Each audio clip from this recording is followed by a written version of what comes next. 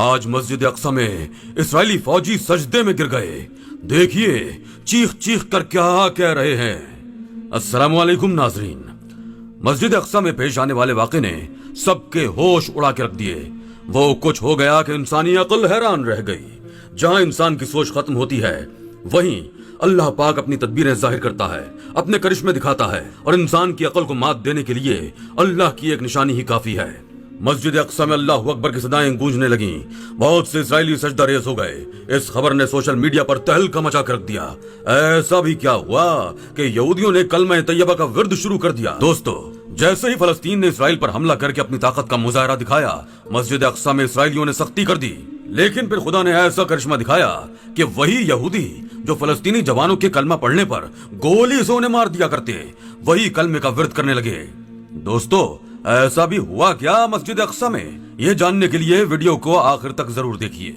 ये पीर की सुबह का वाकया है जब इसराइली फौजियों ने अपनी मजीद फौज बुलाई और मस्जिद अक्सा का चारों तरफ से मुहासरा कर लिया। इसके बाद मस्जिद में जो फलस्तीनी नमाज अदा कर रहे थे, जब वो नमाज जोहर के बाद बाहर आने लगे तो इसराइली फौजियों ने उन्हें बाहर नहीं आने दिया और मस्जिद में ही धकेलने लगे।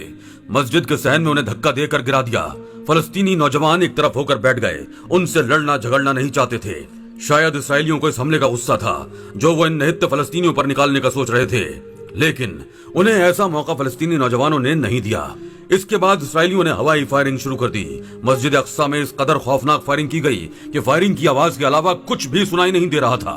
खौफ के मारे फलस्तीनी नौजवानों और बूढ़ों ने अपने कानों पर हाथ रख लिए। उनके दिल इस फायरिंग की आवाज से दहल कर रह गए थे। उन्हें यह भी खौफ लाक था कि कहीं गुस्से में आकर वो इसराइली उन्हें गोलियों से न भून दें। फलस्तीनी नौजवानों और बूढ़ों ने दिल ही दिल में कलेमा और दूसरी आयत का विर्द शुरू कर दिया और अल्लाह को अपनी मदद के लिए पुकारने लगे। उस वक्त इसराइली फौजी बिफरे हुए शेर की तरह से पूरी मस्जिद अक्सा में चक्कर काट रहे थे। बार बार कह रहे थे कि तुम लोगों ने चोरी छुपे हम पर वार किया है। फौजी और जर्नेलों को यरगमाल बना कर रखा है। हम इस मस्जिद की ईंट से ईंट बजा के रख देंगे।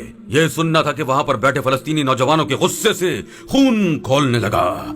जैसे ही वो नौजवान इसराइली फौजियों के सामने खड़े होने लगे तो बुजुर्गों ने उनको हाथों से पकड़कर उन्हें खींचा। कहने लगे कि अभी ये लोग गुस्से में हैं, तुम लोगों को गोलियों से भून कर रख देंगे।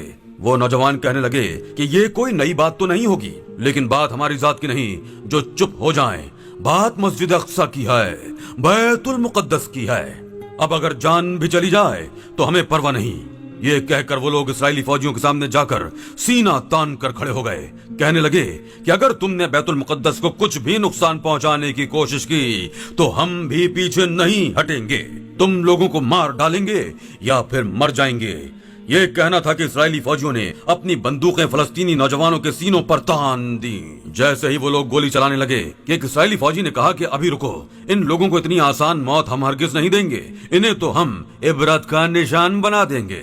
लेकिन वो लोग नहीं जानते थे कि कुछ ही देर में उनके साथ क्या होने वाला है। उन्होंने फलस्तीनी नौजवानों की कमीजें उतारनी शुरू कर दी।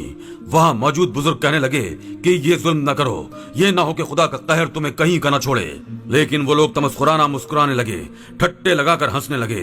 कहने लगे कि आज तो आसमान भी इन लोगों के इबरतनाक हशर को देखेगा और तुम्हारा खुदा भी। वो बुजुर्ग बेबस होकर आसमान की जानिब देखकर दुआ करने लगे कि अल्लाह, बेशक तू ही हर चीज पर कादिर है, तू ही अपने बंदों की मदद करता है।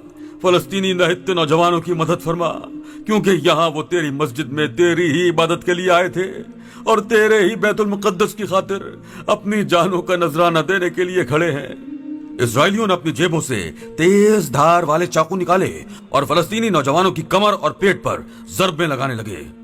एक जब्त था जो फलस्तीनी नौजवान कर रहे थे।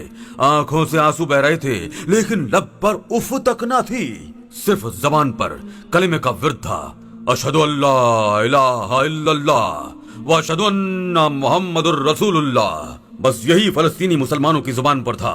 आंखों से आंसू बह रहे थे।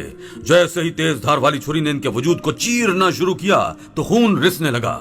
कुछ ही मिनटों में पूरा वजूद खून से भर चुका था, लेकिन चेहरे पर मुस्कुराहट थी। ये देखकर इसराइलियों को और भी गुस्सा आने लगा। वो तो चाहते थे कि वो इन फलस्तीनियों की चीखें और चिल्लाने की आवाजें सुने, दर्द से तड़पता हुआ देखे इन्हें। लेकिन वो लोग बड़े जब्त से खड़े थे, अपनी जगह से हिले भी नहीं, जबान से उफ तक ना निकली।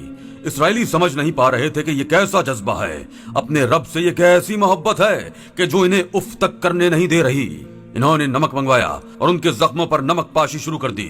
تکلیف ایسی تھی کہ فلسطینیوں کے چہرے سرخ ہو چکے تھے، اذیت ایسی تھی کہ جی چاہا کہ مچلنے لگ جائیں، لیکن اللہ کی محبت دل میں ایسی گھر کر چکی تھی کہ اب بھی ضبط سے کھڑے تھے۔